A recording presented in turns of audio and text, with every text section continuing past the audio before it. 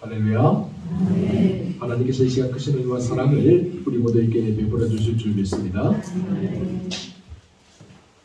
인간시장이라는 소설로 우리에게 잘 알려져 있는 김홍신 작가가 있습니다. 김홍신 작가가 한 번은 어느 종편의 패널로 나와서 자기의 이야기를 한 적이 있었는데요. 참 재밌게 유머스럽게 그렇게 자기와 자식 아들의 이야기를 한 적이 있었습니다. 제가 한번 여러분들에게 들려드리겠습니다. 제 아들 녀석이 대학을 졸업하고 어느 회사에 취업 면접을 하러 갔습니다. 그런데 그 회사의 사장과 저는 잘 아는 사이였습니다. 물론 아들 녀석은 저와 사장과의 관계를 전혀 모르고 있었죠. 사장이 면접을 보면서 아들에게 물었다고 합니다. 혹시 존경하는 작가나 소설가가 있습니까? 그래서 아들은 한치의 주저함도 없이 이렇게 대답을 했습니다. 예, 저는 최인호 작가를 존경합니다. 이에 사장이 다시 한 번 더 물었다고 합니다. 그렇다면 혹시 김홍신 작가도 좋아하시나요? 그제야 뭔가를 눈치챈 아들 녀석이 곰곰이 생각하면서 이렇게 대답을 했다고 합니다. 네, 사장님이 같이 한번 살아보세요. 그렇습니다. 여러분, 같이 살아보지 않으면 상대방을 우리가 어떻게 알겠습니까? 아니, 우리가 평생을 같이 살아도 부부의 속내를 모를 때가 또 많지 않나요? 그러니 우리가 그 사람의 마음을, 그 사람의 형편을 어떻게 다 알 수 있겠습니까? 여러분, 이 성경이라는 거요, 2000년 전에 쓰여진 하나님 말씀이잖아요. 2000년 전, 우리와 적어도 시간이 2000년이나 차이가 나요. 그러니 우리가 2000년 전의 시대의 그 사회적인 배경, 시대적인 배경, 문화적인 배경, 역사적인 배경 모르는데 어떻게 우리가 다 알 수 있겠습니까? 게다가 이게 우리나라 말로 쓰여진 것도 아니고 히브리어와 헬라어, 아람어로 쓰여졌다는 거죠. 여러분, 언어가 달라요. 우리가 영어를 이해하려면요, 제가 학교 다닐 때 영어 열심히 공부를 했는데 영어를 읽어도 무슨 말인지 모르는 경우가 있어요. 그러니 성경을 읽으면 우리가 해석을 물론 번역을 할 수도 있지만 모르는 경우가 있다. 당연한 거예요. 전혀 이상한 게 아닙니다. 그런데 오늘 우리는 어떻습니까? 이 성경을 우리식으로 읽고 우리식으로 해석하고 우리식으로 또 적용하고 내가 좋은 대로 이연령 비연령처럼 귀에 들었다 코에 들었다가 내 마음대로 막 그런 경우가 참 많다라는 것이죠. 그러다 보니까 오해도 많고 왜곡도 많고 또 그러다 보니까 너무 과하게 해석하는 경우도, 무리하게 해석하는 경우도 참 많다라는 사실입니다. 그래서 여러분, 성경을 읽을 때 가장 먼저 해야 될 일이 뭐냐면 성령의 도우심을 구해야 됩니다. 여러분, 성령을 하지 않고는 사사라이 성경을 풀려고 하면 반드시 잘못된 길로 가게 되어 있어요. 성령의 도우심을 반드시 먼저 구해야 돼요. 그리고 성경의 시대적인 배경과 역사적인 배경, 또 그 시대의 사회적, 문화적인 배경도 살펴볼 필요가 있다. 그래야 이 말씀이 어떤 상황 가운데에서 이렇게 우천해지고 있는가를 알 수 있기 때문입니다. 그래야 또 우리에게 바르게 적용할 수 있기 때문입니다. 오늘 우리가 읽은 성경은 이사야입니다. 이사야는 우리가 흔히 예언서, 선지서라고 부르는 그런 성경책이죠. 이사야라는 이름은 여호와의 구원 또는 여호와는 나의 구원이시다 라는 그런 뜻을 가지고 있습니다. 이사야의 핵심 주제 자체가 이 이름에서 분명하게 드러나고 있죠. 그래서 이사야에서는 이스라엘 향한 여호와의 구원이 곳곳에서 드러난다라는 사실입니다. 이사야가 원래 아모스의 아들로 태어났어요. 아모스의 아들, 왕족, 귀족이 아니라 왕족입니다. 그렇기 때문에 그는 왕궁에서 예언 활동을 했던 사람입니다. 우시야 왕 시대, 그러니까 주전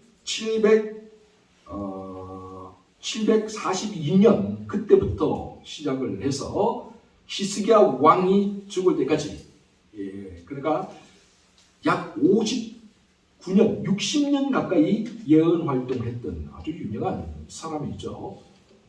제 말이 아니고 본문 1절에 나와 있습니다. 우리 1절 말씀 같이 한번 읽어보도록 하겠습니다. 1절 시작. 유다와 우시야와 요담과 아하스와 히스기야 시대에 아모스 아들 이사야가 유다와 예루살렘에 강하여 본 것이다. 보세요. 왕이 몇 번을 거쳐갑니까? 한참 거쳐가지고죠. 한참 거쳐. 이 왕들이 뭐 1년, 2년 있었던 게 아니에요. 40년, 우시야 같은 경우는 굉장히 오래 있었거든요. 그렇게 오랫동안 있었던 왕들을 다 거쳐갔던 아주 유명한 그런 선지자죠. 그런데 그가 히스기야 아들이 므낫세인데, 므낫세가요, 이사야가 쓴 소리 잔소리 하니까 듣기 싫다고 자기의 거의 할아버지 뻘 되는 이사야를 잡아다가 두 손 두 발을 다 꽁꽁 묶고요, 톱으로 썰어서 이사야를 죽였다. 전성에는 그렇게 나와 있죠. 자, 그렇다면 이사야가 살던 시대가 어떤 시대였는지 우리가 한번 잠시 살펴볼 필요가 있어요. 자, 열왕기하 15장과 역대하 26장을 보면 우시야 통치 시대를 기록하고 있는데요. 우시야 통치 시대는 기본적으로 국력이 매우 강성했던 때입니다. 그러니까 나라가 편했어요. 뿐만 아니라 경제적으로도 부유해가지고 모든 백성들이 풍요롭게 걱정 없이 살아갈 수 있는 그런 시대였다. 라는 거죠. 그리고 우시야의 뒤를 이는 요담, 그의 아들 요담 시대도 역시 마찬가지로 그 분위기와 그 향기가 그대로 이어지게 됩니다. 물론 아하스 시대는 약간 조금 이상해져요. 왜냐하면 이 우상을 섬기다가 약간 하나님께 심판을 받거든요. 그러다가 히스기야 시대에 다시 또 이렇게 올라오는 그런 분위기인데요. 어쨌거나 우시야와 요담 시대를 거치면서 굉장히 나라가 안정적이고 부유했다라는 것을 우리가 확인해 볼 수가 있습니다. 그런데 안타깝게도요, 우시야와 요담 시대부터 남유다에 어두운 그림자가 드리워지기 시작합니다. 그래서 역대하 27장을 보면 백성이 여전히 부패하였더라 라고 그렇게 기록하고 있어요. 나라가 평안합니다. 백성들이 부유합니다. 또 군사적으로 강력합니다. 걱정이 뭐가 있겠어요. 그런데도 불구하고 성경은 말하기를 백성들이 부패하였다. 부패하였다는 말이 뭐냐? 백성들이 하나님을 떠나서 이방의 풍습을 따라가고 이방의 우상을 섬겼다는 말이에요. 먹고 살만해지니까 하나님을 더 잘 섬기는 게 아니라 백성들이 잘못된 길로, 세상 길로 나가기 시작하더라. 사회 전반적으로 평화롭고 부유한 시대였지만 퇴폐적이고 향락적인 분위기가 가득했고 황금만능주의와 그리고 물질주의가 팽배하게 되었다. 돈만 있으면 된다. 사람들이 잘 사니까 하나님은 언제간데 없어요. 그냥 오늘 하루 즐기고 내일 하루 즐기면서 살면 되지. 하나님 뭐 그렇게 중요해? 하나님 믿는 게, 하나님께 예배하는 게 그 뭐 그렇게 중요해? 그렇게 생각하는 사람들이 점점 늘어가기 시작했다. 라는 사실이죠. 자, 이런 모습을 보면서 이사야가 탄식합니다. 자, 우리 본문 2절 말씀 같이 한번 읽어보도록 하겠습니다. 시작. 하늘이여 들으라, 땅이여 귀를 기울이라. 여호와께서 말씀하시기를 내가 자식을 양육하였거늘 그들이 나를 거역하였도다. 보세요. 하나님께서 이스라엘 백성들이 잘 살 수 있도록 모든 조건들을 다 마련해 주었더니 어떻게 됐습니까? 그들이 나를 거역하였다. 이사야의 탄식이기도 하지만 이게 하나님의 탄식의 목소리잖아요. 여러분, 자식들 잘 열심히 잘 키워놨더니 이제 좀 컸다고 내 마음대로 살래요. 내 인생에 대해서 엄마 아빠를 신경 끄세요. 내가 알아서 할게요. 그러면은 마음이 기쁘신가요? 이 부모의 마음에 대못을 박는 거나 마찬가지잖아요. 하나님의 마음이 그래요. 하나님의 마음.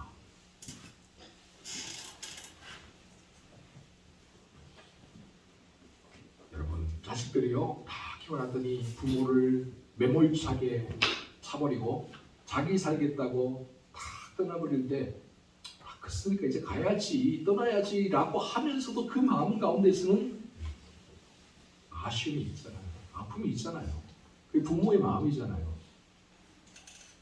여러분, 특별히 자식들이 잘못된 길로 가는 것을 볼 때 그 부모의 마음이 어떻겠습니까? 얼마나 아프고 얼마나 괴롭습니까? 뭐 이 아픔과 괴로움을 어떻게 말로만 표현할 수 있겠습니까? 그런데요, 이스라엘을 바라보는 하나님의 마음이 그랬던 거예요. 그 마음, 그 생생한 마음이 3절, 4절에 그대로 전달되고 있습니다. 우리 본문 3절, 4절을 한번 읽어보도록 하겠습니다. 시작. 소는 그 인자를 알고 나귀는 그 주인의 부유를 알는 바는 이스라엘은 알지 못하고 나의 백성은 깨닫지 못하는도다 하셨구나. 슬프다 문지한 나라요 허물진 백성이요 행악의 종자요 행위가 후벼한 자식이로다.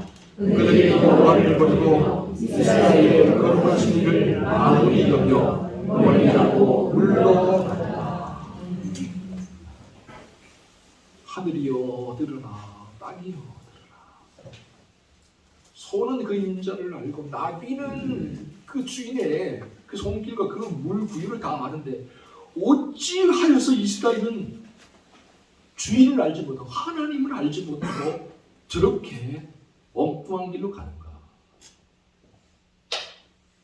이 하나님의 그 이스라엘 향한 이 탄식하는 소리가 이사야의 목소리를 통해서 생생하게 우리에게 전달이 되고 있는 장면이죠. 사랑하는 성도 여러분, 이제 우리의 모습을 한번 살펴보았으면 좋겠습니다. 우리 인생의 주인이신 하나님, 우리 삶의 주인이자 우리가 가진 모든 것들의 주인이신 하나님, 우리는 그 하나님을 인정하며 그 하나님만을 섬기며 살아가고 있습니까?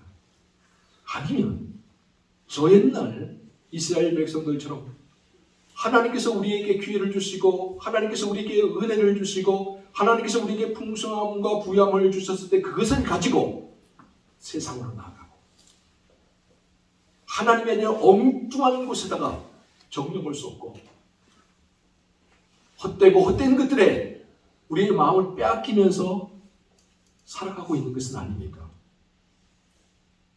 여러분, 하나님이 우리에게 주신 축복과 은혜를 하나님이 기뻐하시는 곳에 하나님의 영광을 위해 사용할 줄 알아야 됩니다. 여러분, 우리가 저 옛날 이스라엘 백성들처럼 황금 만능주의와 물질주의에 빠져서 육신의 쾌락과 이생의 향락을 위해서 사용한다면 우리가 하나님 앞에 섰을 때에 어떻게 고개를 들 수 있겠습니까? 주인을 알지 못한 못된 소처럼 주인의 그 부유와 그 보살핌은 그 사랑을 알지 못하는 못된 나귀처럼 책망을 받지 않겠습니까? 여러분, 그러므로 항상 기억하세요. 하늘이 듣고 있고 땅이 듣고 있다. 하늘이 보고 있고 땅이 보고 있다. 나의 삶의 주인이 하나님이라는 사실을 날마다 그렇게 고백하면서 살아갈 수 있기를 주의 이름으로 축원합니다. 자, 그런데 중요한 건요, 이스라엘의 탄식이 여기에서 멈추지를 않아요. 탄식의 소리가 점점 깊어집니다. 우리 본문 21절, 우리 읽지 않았지만 여기 나와 있습니다. 우리 21절 말씀을 한번 같이 보도록 하겠습니다. 시작. 신실하던 성읍이 어찌하여 정의가 되었는고 정의가 그게 충만하였고 공의가 그 가운데에 거하였더니 이제는 살인자를 끊으라. 보세요. 이스라엘 무법천지가 되었다. 한마디로 말하면 무법천지가 되었구나 라는 그런 탄식의 소리예요. 하나님을 향한 제사가 있고 제단이 있어야 될 곳에 우상을 섬기는 섬김이 있고 우상의 제단이 들어서기 시작하는 거잖아요. 정의와 공의가 넘쳐들 곳에 도둑질과 살인이 넘치고 있잖아요.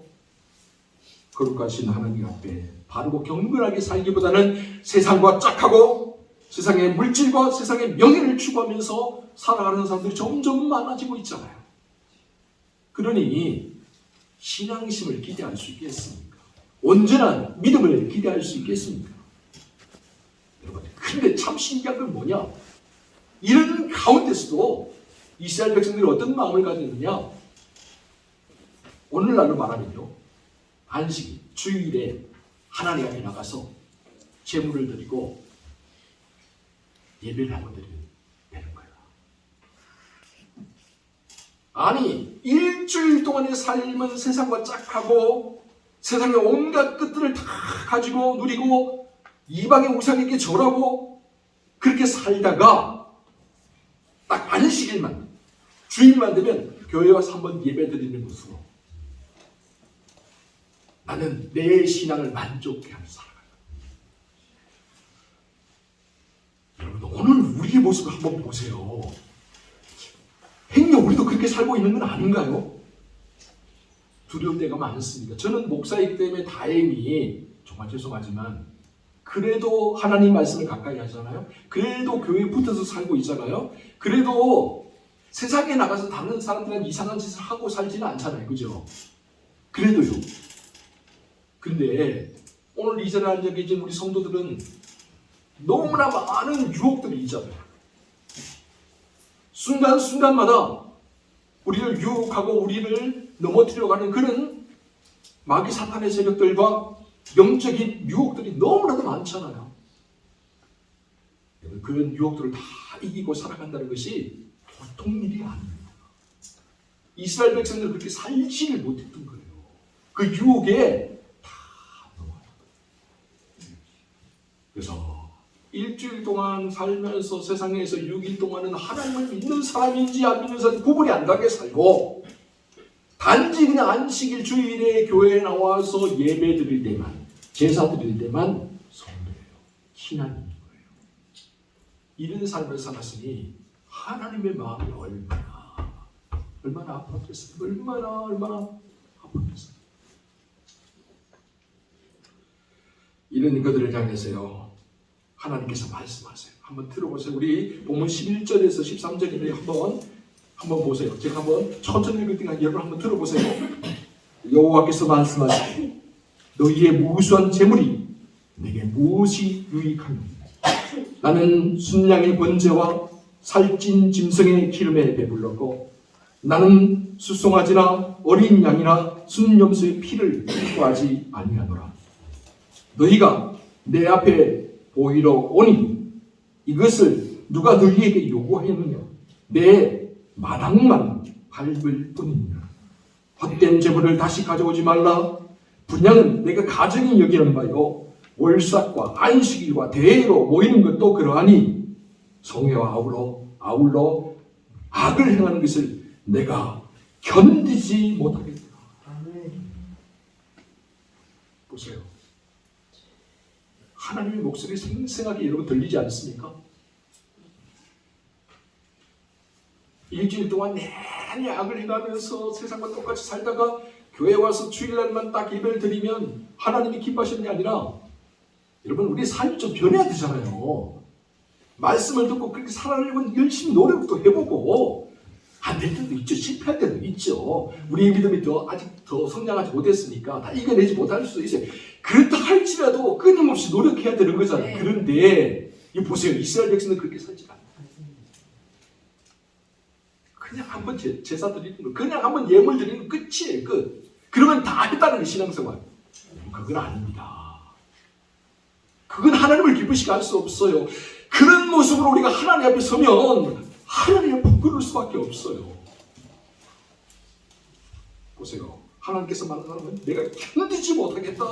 내가 더 이상 참을 수가 없다. 그렇게 말씀하고 있는 거예요. 너희는 단지 내 마당만 밟고 있을 뿐이야. 여기에 대해서 이사야가요 이런 예언을 나옵니다.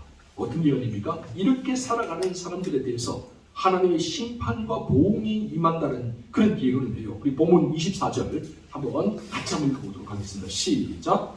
그러므로 주 만군의 여호와 이스라엘 전능자가 말씀하시되 슬프다. 내가 장차 내 대적에게 보응하여 내 마음을 편하게 하겠고 내 원수에게 보응하리라.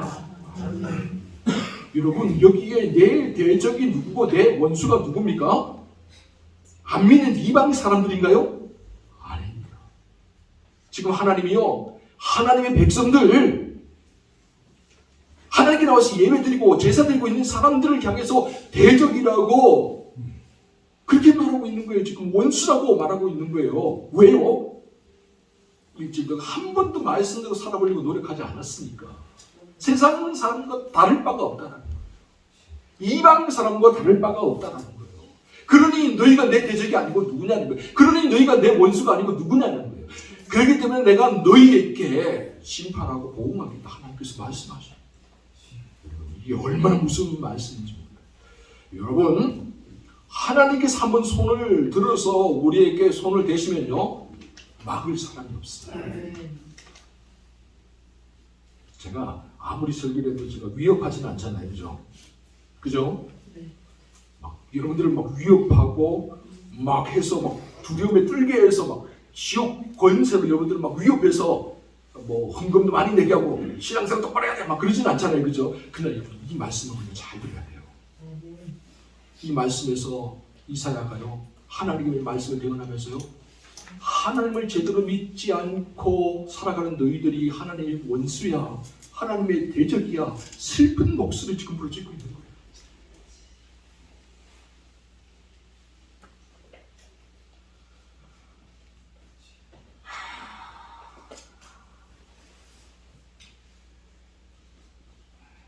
왜 하나님께서 이렇게 안타까워하시고 왜 괴로워하느냐면요, 이스라엘 조상인 아브라함이 하나님의 명령에 따라서 갈대아 우르를 떠나서 하란을 거쳐서 가나안 땅으로 들어왔잖아요. 그래서 세겜하고 헤브론 상수리 나무 아래에서, 상수리 나무가 오늘날 우리 하면 참나무 정도 돼요.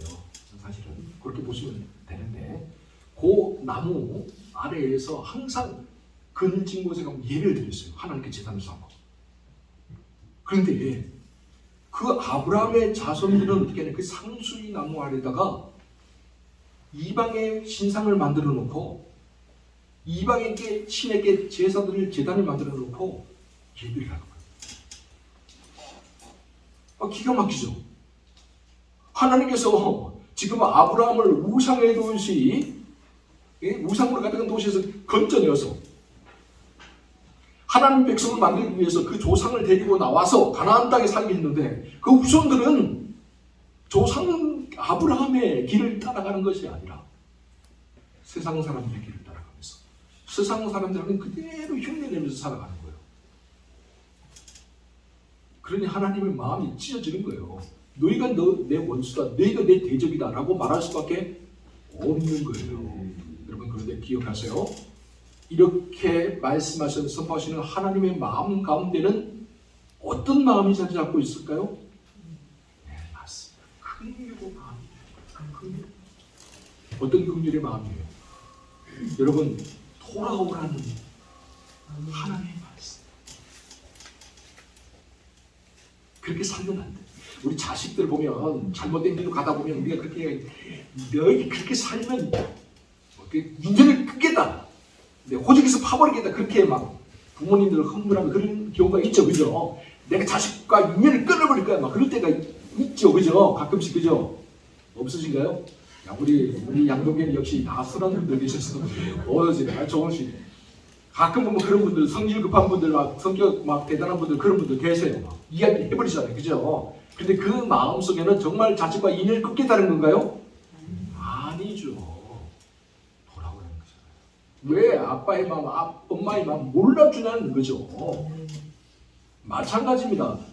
하나님께서 지금 이스라엘 백성들에게 너희가 내 대적이야, 내 원수야 라고 말하면서 보응을 하고 심판하겠다 라고 하시는 그 마음 가운데는 어떤 것이 있느냐? 돌아오라는 거예요. 더 이상 잘못된 길로 가지 말고 이제는 돌아오라는 거예요. 자, 이 돌아오라라는 그 마음, 그 하나님의 긍휼의 마음이 어디에 나타나느냐? 본문 25절과 26절에 나타나는데 한번 25절, 26절 함께 읽어보도록 하겠습니다. 시작.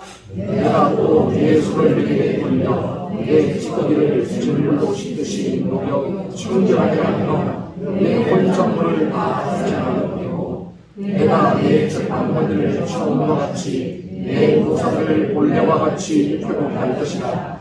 그리 함께야 내가 의에 있으므로 신실한 보리라 우리가 하셨나니. 우리 하나님은 진노 중에라도 긍휼을 잊지 않는 분임을 믿으시기 바랍니다. 우리 하나님은 심판 가운데서도 항상 사랑을 베푸시는 분입니다. 만약에 하나님이요 법대로 우리를 심판했다면 이 자리에 있는 사람이 아무도 없을 거예요. 하나님의 율법에 따라서 우리를 정죄했다면 오늘 이 자리에 앉아있을 사람은 아무도 없을 거예요. 목사인 저조차도 하나님 앞에 감히 설 수 없을 거예요. 그러나 하나님의 긍휼이 있었기 때문에 오늘 우리가 이 자리에 우리가 하나님의 그 긍휼을 믿고 하나님에 나가는. 그런데 기억하세요. 하나님의 긍휼은 애통하며 회개하는 사람에게 내가 깨어지지 않고 내가 죽지 않은 상태에서 죄악된 모습 그대로 있는 한 하나님의 긍휼이 임할 수가 없어요. 여러분 보세요. 물컵이 있습니다. 컵이죠. 비가 옵니다. 비가 오는데 딱 이렇게 해놓으면 이렇게 딱 뒤집어 놓으면 이게 물이 고일 수 있겠습니까? 다 튕겨내요. 그러나 여러분 딱 돌려서 딱 이렇게 놔두면 어떨까요? 여기에 물이 고이겠죠. 마찬가지예요. 하나님의 은혜를 하나님께서 베풀어 주고 사랑을 부어 주시려고 해도 딱 이렇게 해가지고 나는 필요 없어. 나는 받지 않을 거야. 그렇게 하나님을 향해서 그런 완악하고 목이 고든 그런 마음 자세로 서 있으면 하나님의 은혜가 임할 수가 없어요. 그러나 우리가 마음을 뒤집었어요.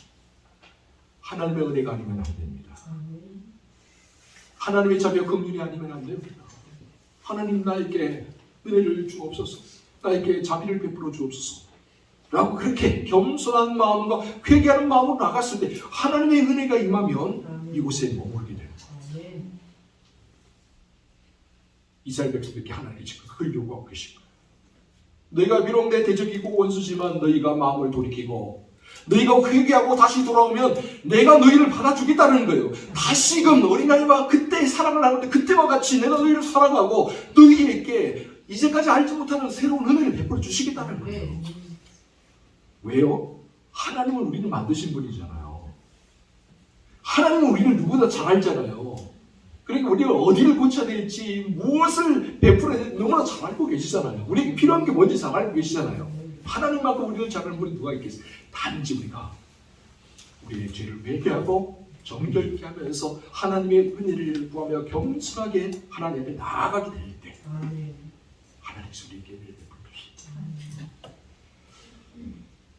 여러분 옛날에 미국에 상용차가 만들어졌었는데 포드 자동차가 제일 처음 만들어졌죠. 포드 자동차가 딱 만들어서 열풍이 막 선풍적으로 인기가 끌었습니다. 그래서 차가 막 쫙 도로에 깔리게 되었죠. 이 자동차를 만들려면 자동차를 수리하는 사람이 있어야 되겠죠, 그죠? 자동차 처음 만들 때 수리공이 있긴 있었는데 수리공이 잘 모르는 경우도 좀 많았던 것 같아요. 어떤 자동차 수리공이 포드 자동차를 사가지고 기분이 좋으니까 도로를 막 멋지게 막 달리는 거예요. 신이 나서 달렸는데 이 자동차 가다가 갑자기 서버렸네. 그래서 내려서 수리공이니까 얼마나 잘하겠습니까? 그죠? 그래서 벤치를 들고 이렇게 드라이버를 들고 고치려고 막 해봤는데 시동이 안 걸려. 막 기름때가 묻어서 찡찡거리면서 이따위 차를 만들어 막 그러고 있는데 차가 한대 멋진 차, 포드차 중에 제일 고급 차가 쭉 지나가다가 조만간까지 다시 서서 빽 뒤로 와요. 그러더니 이 고장난 차 옆에 딱 서는 거예요. 난 열받아 죽겠는데 지금 고급차가 서가지고 딱 문을 열는데 아주 말끔하게 찬 고급 양복을 입은 신사가 딱 한 명 내리는 거예요. 지팡이 들고. 그러면서 딱 하는 말이 제가 좀 도와드릴까요? 여러분 열받겠습니까? 열 안 받겠습니까? 이 사람 딱 보니까 어디 조금 고급 어디 회사의 사장 같은데 회장 같은데 지금 남은 지금 자동차 수리공이잖아요. 잘 알잖아요 자동차에 대해서. 그러면은 내가 지금 고치면 되지 지금 그냥 길 가면 되지 왜 이렇게 와서 나를 놀리는 거다가 열받게 하나. 그런 좀 그래도 혹시 모르니까 뜨뜨러운 마음으로 그래요? 고치려면 고쳐보세요. 네가 뭘 고치겠냐 이런 마음으로 그래요? 한번 고치려면 고쳐보세요. 그랬더니 정말 이분이 양복을 딱 벗더니 딱 그 자기 지팡이 있죠. 지팡이로 톡톡톡 여기 지금 자동차 엔진도 두들겨 보고 기름통도 두들겨 보고 여기 톡톡톡 두들기는 계속 한 10분을 두들기면서 다니는 게 두들기면서 이 양반이 도대체 뭐 하는 양반인데 지금 염장 지르는 것도 아니고 고장난 자동차 두들기만 다니고 있어. 그러더니 어디 한 곳을 확 만지는 거예요. 그러면서 하는 말이 자동차 시동 한번 걸어보세요. 그래서 도대체 뭐 하는 짓인가 하면서 의심 반, 또 뭐 그런 반 하면서 시동을 탁 걸었는데 어떻게 됐을까요? 시동이 걸렸습니다. 너무 기가 막히잖아요. 기가 막혀서 이 수리공이 물었습니다. 아니 선생님 내가 이 자동차 수리공인데 수리공인 나도 고치지 못한 이 자동차를 어떻게 당신이 고칠 수 있습니까? 도대체 누굽니까? 그랬더니 이 노신사가 빙긋이 웃으면서 뭐라고 했을까요? 그렇죠. 내가 바로 이 포드 자동차를 만든 헨리 포드입니다. 여러분 자동차를 만든 사람보다 자동차를 잘하는 사람이 있을까요? 없습니다. 아무리 수리공이라 할지라도 자동차를 만든 사람보다는 잘할 수가 없죠. 마찬가지입니다. 하나님이 우리를 만드셨잖아요. 하나님께서 우리를 창조하시고 지으셔서 우리를 이 땅에 내려보내셨잖아요. 그러면 우리를 가장 잘 아시는 분이 누굴까요? 하나님이십니다. 의심하지 마세요. 나도 나를 모를 때가 있어요. 오죽했으면 나오다가 내 마음 나도 몰라 그렇게 얘기해요. 모를 때가 있어요. 나도. 그렇지만 여러분 나의 속마음까지 아니 내가 모르는 무의식 저 깊은 곳에 숨겨놓은 것까지 다 알고 계신 분이 계세요. 누구세요? 하나님은 다 알고 계세요. 그렇기 때문에 나의 병든 것 내가 모르고 있어도 하나님은 고칠 수가 있습니다. 심령이 상했습니까? 하나님의 손길이 임하면 여러분 깨끗하게 치유될 수 있습니다. 우리 마음 가운데 내가 알지 못했던 아픔의 쓴뿌리들이 있습니까? 여러분 하나님의 손길이 성령의 손길이 임하면 그 모든 것들이 완벽하게 치유될 줄로 믿습니다. 왜요? 하나님은 나를 창조하신 분이기 때문에 하나님은 나를 만드신 분이기 때문에 그 누구보다도 나를 완벽하게 알고 계시고 완벽하게 치유할 수 있다라는 것이죠. 그 하나님께서 지금 우리를 초청하고 계십니다. 우리 본문 18절, 19절 함께 읽어보도록 하겠습니다. 시작. 여호와께서 말씀하시되 보라 우리가 서로 변론하자. 너희 죄가 죽음 같을지라도 눈과 같이 희어질 것이요 지름같이 붉을지라도 양털같이 되리라. 너희가 즐겨 순종하면 땅의 아름다운 소산을 먹을 것이요 너희가 끝까지요. 보세요.